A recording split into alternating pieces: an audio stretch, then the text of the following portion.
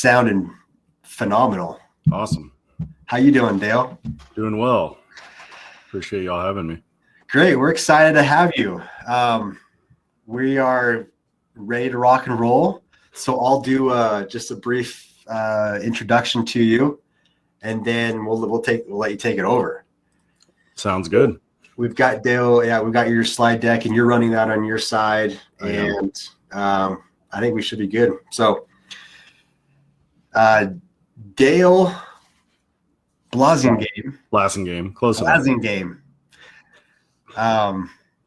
is an assistant professor of practice in the School of Journalism and Mass Communication at Texas State University, where he received the 2017 Presidential Excellence Award for Teaching.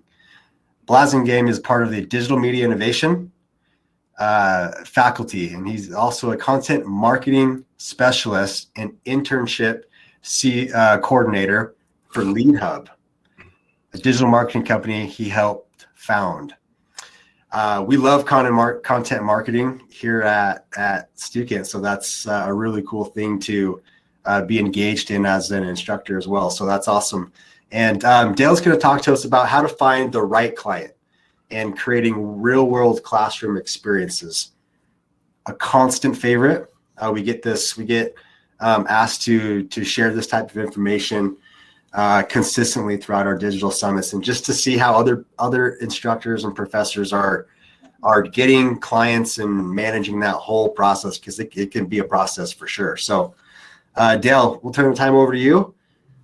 Thank you. All right. Sounds good. Thank you all so much, everyone. Welcome from Austin, Texas. I do have my two dogs here, and one of my dogs tends to cough a lot during my lectures, and it's become a running joke with my students. So if you hear coughing, I promise it's not me.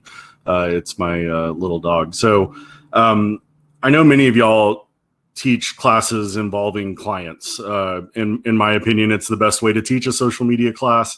And today I just want to share some of the success stories and the failures that I've had doing that with my particular class here at Texas State.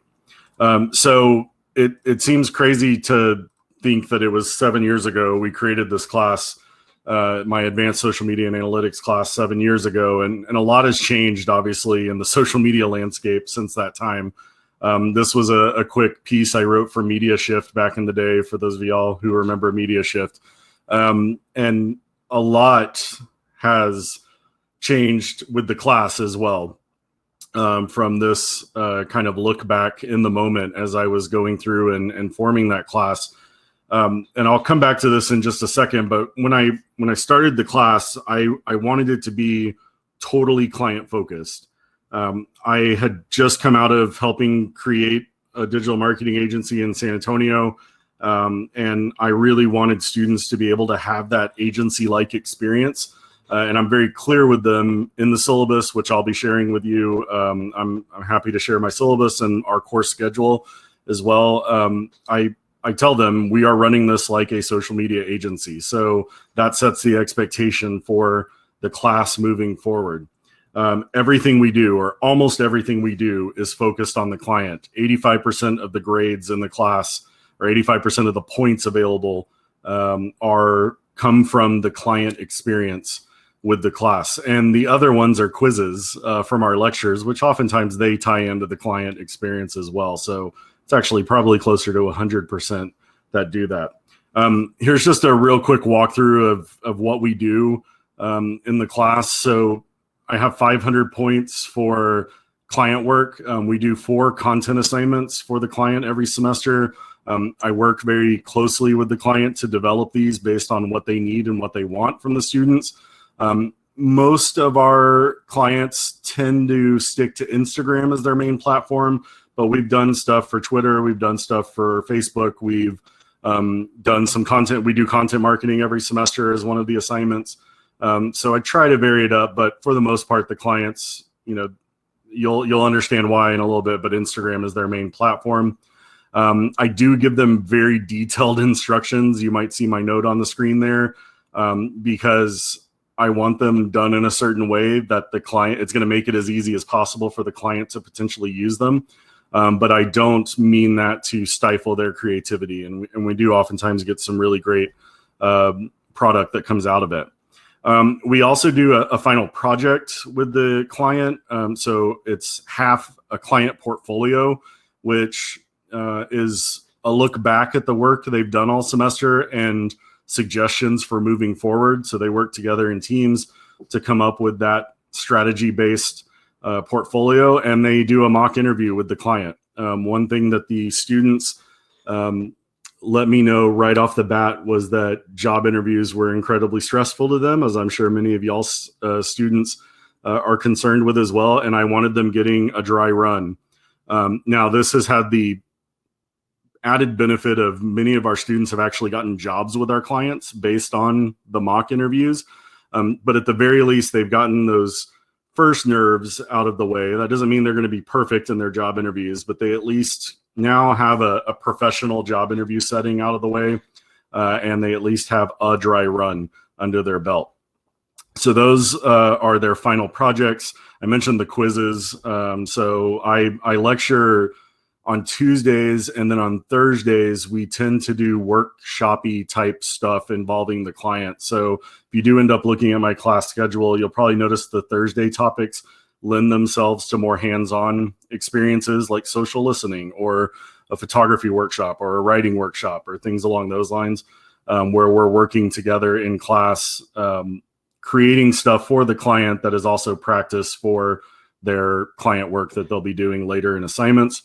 And then we do some small assignments. I have them do a scavenger hunt about the client. We just did our personal social media policies yesterday in class. So little things like that are oftentimes geared toward the client as well. And I put the star there to remind myself that I'm totally fine sharing the syllabus and course schedule with y'all. So going back to that first experience with the class, again, was in 2015.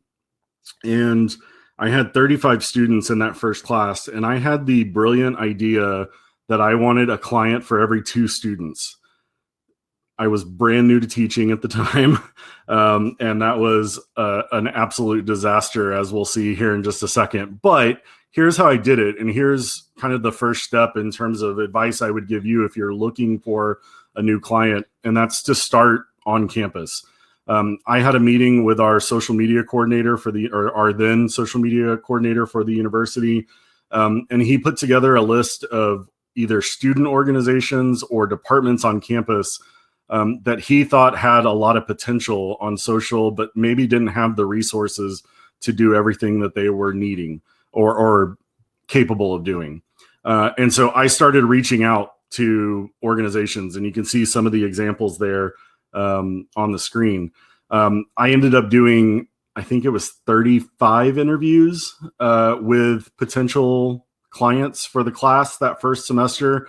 And I ended up selecting 17 of them to work with the class. So it literally was a client for every 2 students, and one group was a group of 3.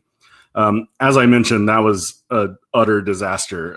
It was way too many clients. I was way too aggressive with my plan. Some of the clients ghosted our students. Some of the clients expected too much of the students. It was just, I don't know what I was thinking, and I will never, ever, ever do that again. But it was a really important lesson to learn because it set the expectation that the client matters to me. And I don't think I fully realized that first semester 7 years ago. I thought the client was just going to be there and be part of the class. And I realized, as many of y'all already know, I'm sure, how integral the client is if you're going to really make them part of the class. So quickly moved on from that idea and moved on to try and find other clients to work with, and really only have one client per class, which, as I'm sure many of y'all do and know, is much better and much more manageable. But it makes it more selective, and it gives you a little bit more control, or a lot more control, over the experience for the students. Some of the clients we've had since then, we had one organization on campus that was verified on all the accounts, which the students found to be both exciting and a challenge. But the problem was they never used any of our students' work. And so the students felt like they were basically doing busy work for the class. And that wasn't what I wanted the experience to be. So we moved on from that client. We had a nonprofit that works with anti-smoking campaigns for teenagers and particularly like middle schoolers. And they were he was super enthusiastic about working with our class, like put in the most amount of time I've probably ever had a client put into the class. But the problem was I don't think fully understood what we were capable of from a class setting and the restrictions that are put on that. I remember the very first day he walked in and said, my goal for this semester is to gain 10,000 followers on Twitter. And we were like, whoa, that's, not realistic, obviously. And so I oftentimes had to temper his expectations, but we still had a really good experience with him. It just wasn't always the most realistic of expectations. The other challenge with that particular client was their core audience was junior high students. And so thankfully, a lot of our students at the university level have younger brothers and sisters, or they have cousins or something along those lines. And they weren't out of junior high all that long ago, but it was really a bit of a challenge finding relevant content for them to create without going to junior highs and finding young kids and things like that. And so that's where working with university or on-campus groups has really played a huge advantage. I had a former student from the class get a job at a wedding venue, and she came back and wanted to be a client in the class. And so we did that for a couple semesters. And one of the great things from it was they ended up hiring 3 of our students from the class. And overall, I think it was a good experience. The challenge was that they were 30 miles away out in the hill country, and we couldn't exactly have like students, crash weddings and see the client in action, which we were relying on them for providing, photography and all of those things that would go into content creation. And it wasn't the most natural of fits. But again, all of these, I thoroughly enjoyed working with them. It's just, you pick up little things of, I would change this. It's kind of like dating, where you know what you don't want as you continue to move through these relationships. We had the campus radio station, which again was great. But the problem was the type of content we were creating didn't quite fit their brand, or the type of, let me rephrase that, the type of brand that the campus radio station had, as I'm sure many of y'all's radio stations have on campus, is very quirky and very out there. And it took a while to learn that voice for the students. It took a while for me to get that voice really hammered home. And by that point of the semester, you're like halfway done. And it was again, a very big challenge to be able to do that. And it was the students taking chances on things that the client didn't necessarily end up wanting to use. So in that sense, it wasn't the greatest relationship as well. And that brought us to the 2 clients that I have had now for the past probably 3 years, I guess.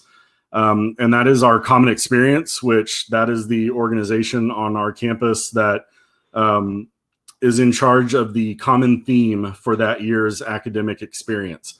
They book hundreds of events all year for not just the university, but for students, but for faculty, for staff, and for the community at large in our city. They're the #1 Common Experience organization in the country based on events that they put in. And they've just been a fantastic partner through that. And an offshoot of that, my colleague who runs the Common Experience is also the social media kind of manager / coordinator, or oversees what is known as our PACE Center. That is the first year student organization or resource that helps freshmen stay in school. So it gets them through that first year. It provides peer mentoring. It provides academic advising. It has a class component to it of how to be a college student that first semester. They do a common reading as part of that class. So these 2 tie very closely together, and I usually have 2 sections every semester. So one section gets the Common Experience, the other section gets the PACE Center for our clients.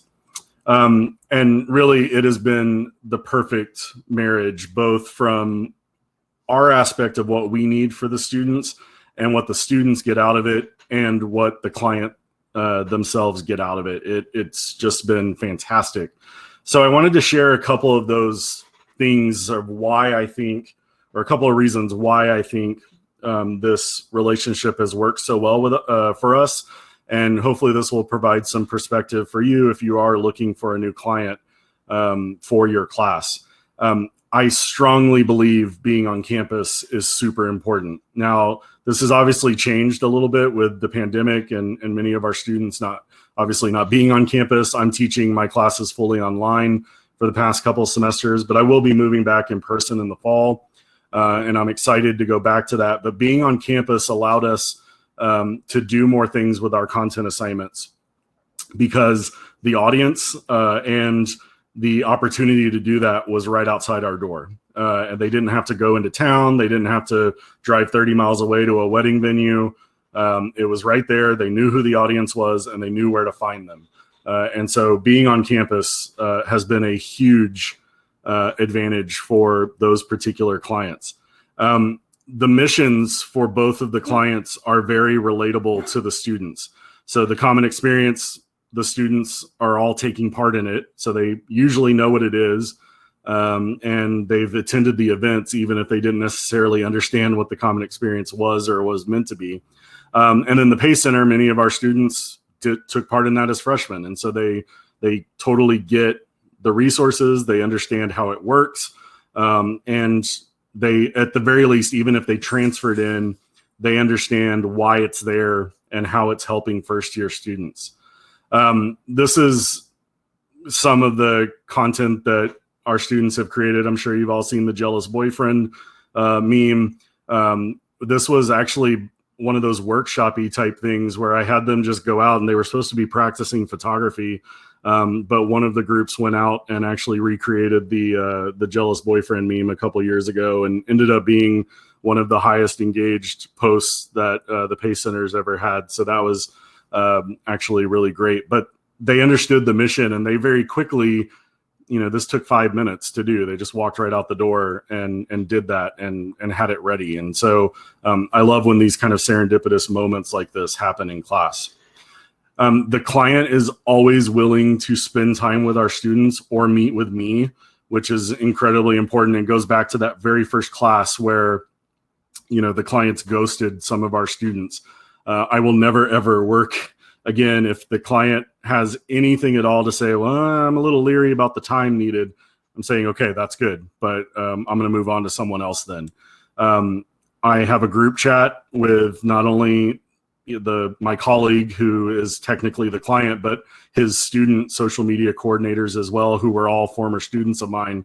And so we have a great system worked out to where I know I can reach out to them at any time and they will get back to me quickly. They are more than willing to have meetings with me. And more importantly, they're always available for the students.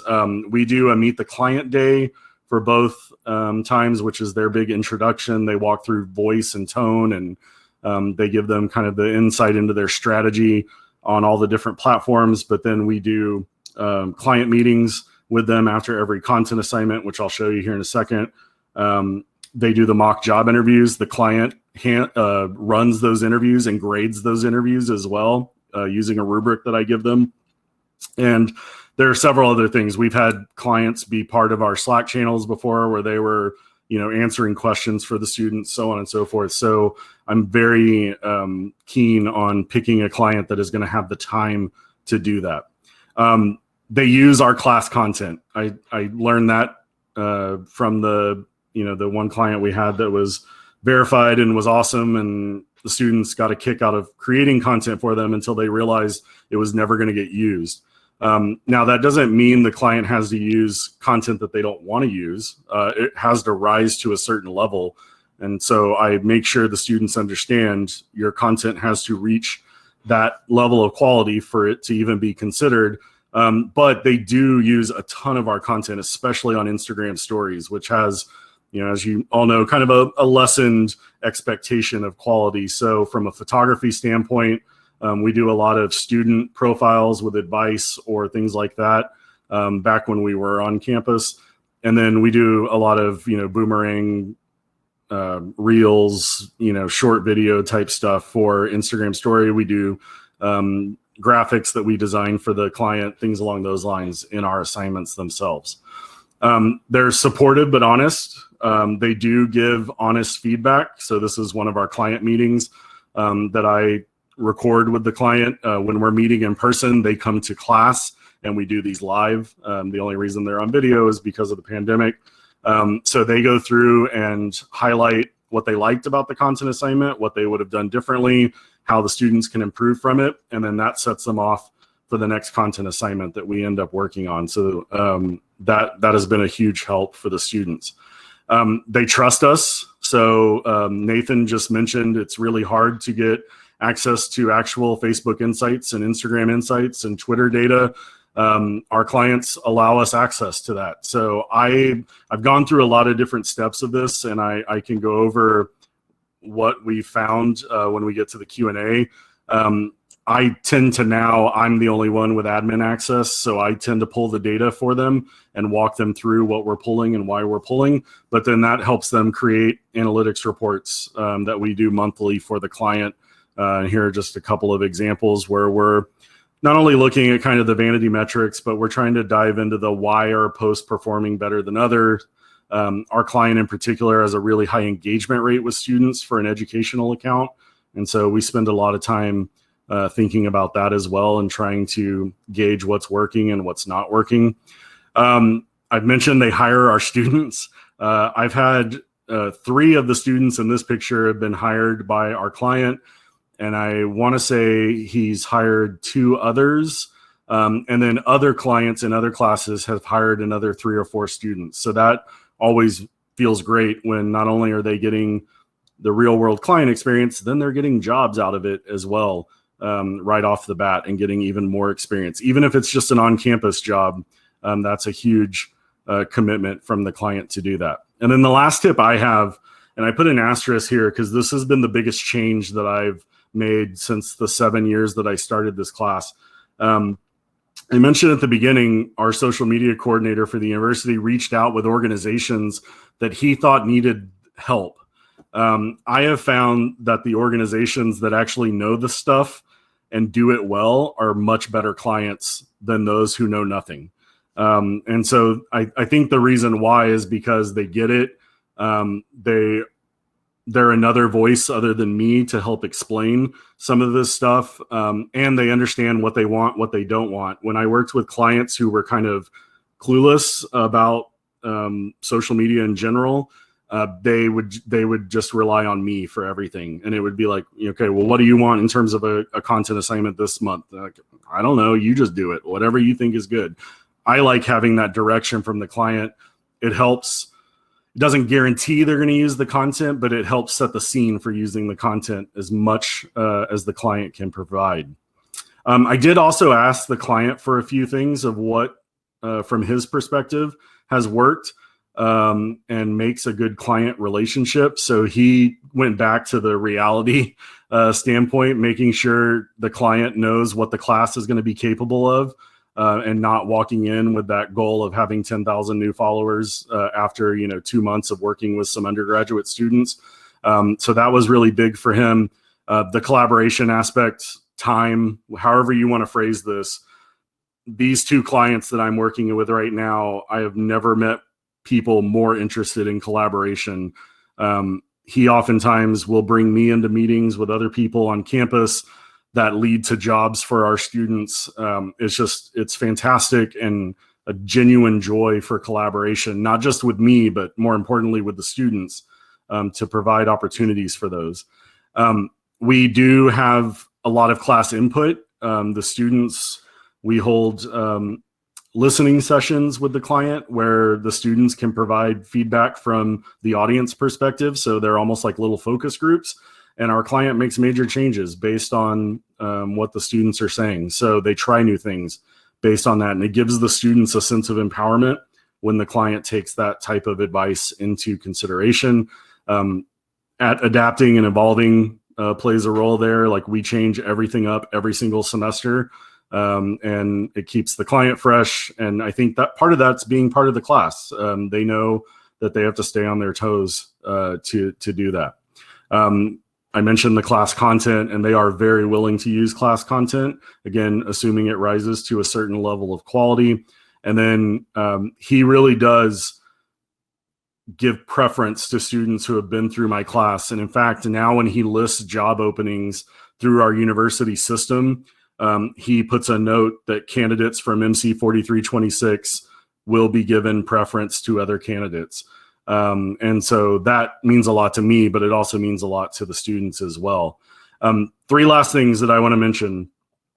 Because we work with a real world client, our university has a service learning excellence program, which I'm sure many other universities have something similar to that. It has provided not only, the students get a kick out of it because they get cords at graduation, and, they get some awards and things like that. But from a professor standpoint, our service learning excellence program provides mini grants. And so I think I've gotten 7 or 8 mini grants through service learning, and they're, $500, something along those lines. But what that does is it provides a budget to actually run some Instagram ads or Facebook ads. We don't do many Facebook ads, but Twitter ads, Instagram ads for the client. So the students get to not only produce ads, but then we run them, and we follow the strategy of going through and watching the performance and making adjustments as needed. And it's also got the attention of the university as a whole. I am oftentimes contacted by other departments who have heard of our class and want to work with us. And it's a good challenge, because we oftentimes have way more clients that are interested than sections of the class. Last semester, I worked with university marketing, which was, the people who run the main accounts for the university. And they did 5 or 6 days of full-on workshops that they ran for our students as part of the class. And so I love that collaboration. We weren't able to make it work with my schedule this semester, but we're hoping to do it again in the fall. And then the last thing that I'll mention, it looks like my slide didn't work earlier. At the end of this, they get resume experience. So I have the client approve a part of their resume that they can put on. We usually call them student content volunteers or student content collaborators. And then I write out a description, and there goes my dogs barking, to put on their resume so they have that experience. Sorry about my dogs barking. Good news is I'm done. So thank you all so much. I hope that added a bit of perspective, and I'm happy to answer any questions that y'all might have. All right. Questions for you, Dale. And if you chimed in halfway through and you've got questions, chat them in. Looks like we have one real quick. What's your class size roughly, Dale?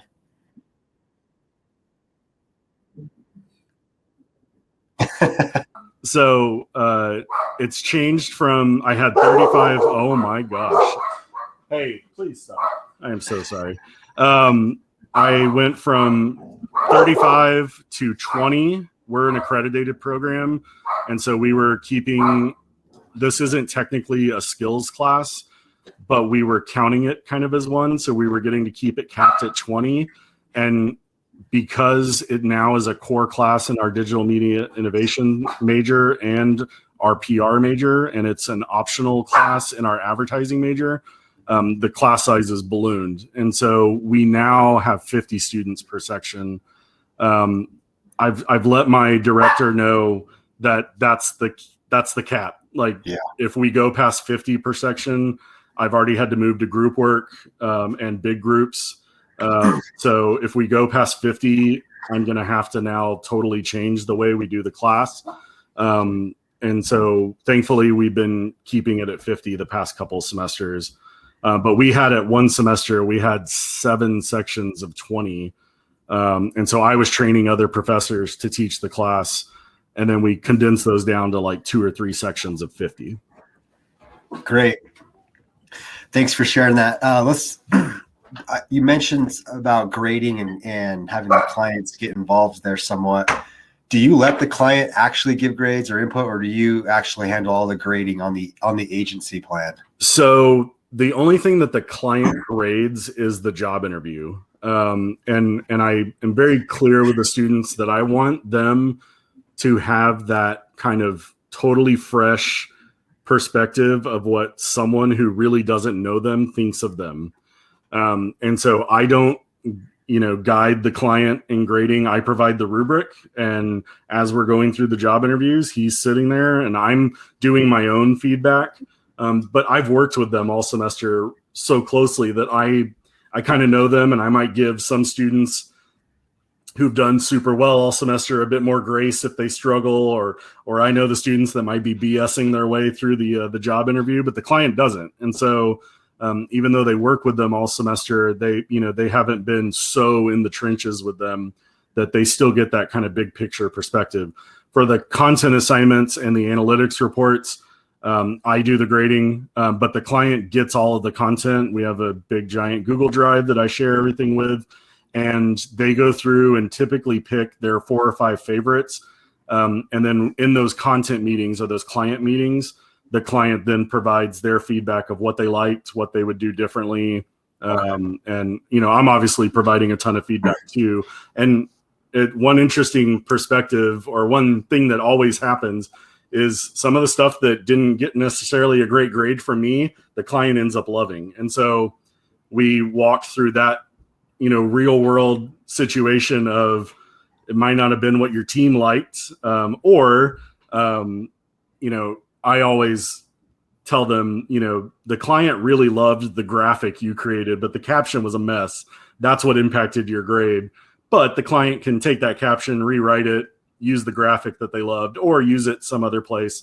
And the students almost always understand that. And so I'm handling the vast majority of the grading. The only thing is the job interview. Okay. But the client sees everything that we do. Okay, good. Yeah. Great. Do the students have to do contact hours for the service learning aspect of the project? If so, what types of things do you count as contact hours? Yeah, that's a great question. Just based purely on the service learning part, they do ask us for contact hours, but they allow us to count everything, basically. So all of our class sessions count as contact hours because the client is coming up every single class. And even if I didn't count them, I would almost always count our Thursday classes, which are those workshop-y type things, because we're almost always, I can't think of one where we don't bring in the client to that workshop. And so that would be enough right there to qualify. We are not the typical service learning program. Most of those service learning programs are like in social work, where they're going out and spending days with somebody out in the field. And so therefore the service learning program is very flexible with us, because they like what we're doing and they want us to be part of their program. And so that's been awesome that they're that flexible. And in fact, I struggle with that because I forget the number that I put down every year. And so it's a semesterly email that I have to send them, like, how much am I counting and they're like, just put what you think is right. They're really flexible with that. Great. All right. So the real question here that someone has is that Lake Tahoe behind you? It is. Yeah. Lake Tahoe there. And then that's Glacier. So, I'm currently visiting all 420 something national park properties around the country. And so, not that Lake Tahoe is a national park property, but, I also fancy myself as a amateur photographer. So, oh, nice. Yeah. So where are you at in that process? Are you just starting? So I'm the only person who's ever done all 95 state parks in Texas in 1 year. And my dog's the only dog that's ever done them all. And right now we're 200 of the way through the national. I think I hit 200 earlier this year. So still got a ways. I've still got 220 or so to go, but nice. I'm thinking, I'm not teaching this summer, for the first time ever. And I think my dog and I are just going to get in the car and sleep in the car for 3 months and drive around the country. So great. Whenever y'all have a conference at a park, count me in. Hey, we actually had our ProfCon event 2 years ago at Yellowstone. I remember that. Yeah. National Park. So have you already done the Grand Teton in Yellowstone? Yeah. That's fantastic and amazing. Yeah. That's fantastic that you do that for professors. Well, what's the best park so far? We had that question. What's been your favorite?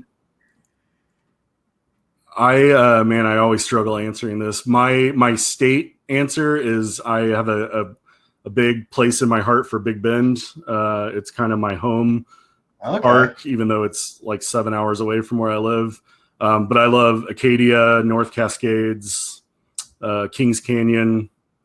Those are usually the three, Bryce Canyon. So yeah, I'm pretty wide open. They're all gorgeous. So yeah. So I didn't mean to get us derailed talking about parks, because I would talk travel all day. We'll blame that on Chad Gray for getting us derailed with Chad's a product marketing manager at Stuket, and there you go. Loves national parks too, and he lives right by Lake Tahoe. So that's great. Yeah, so, Chad, for sure. Let's connect. Oh, and there goes. Oh, you said the word connect. That's the trigger word right there. All right. Well, thank you all so much again. Sorry for the dogs barking. The joys of conferencing at home. Yeah. No, you're fine. Thank you so much for sharing your process for bringing agency work in-house at the university with your students. So, and I thank you. If y'all can still hear me over my dogs barking, I would love if y'all want to reach out on Twitter and share some of your experiences with me. I'd love to hear those as well. So thank you all so much for having me. Great. Thanks, Dale.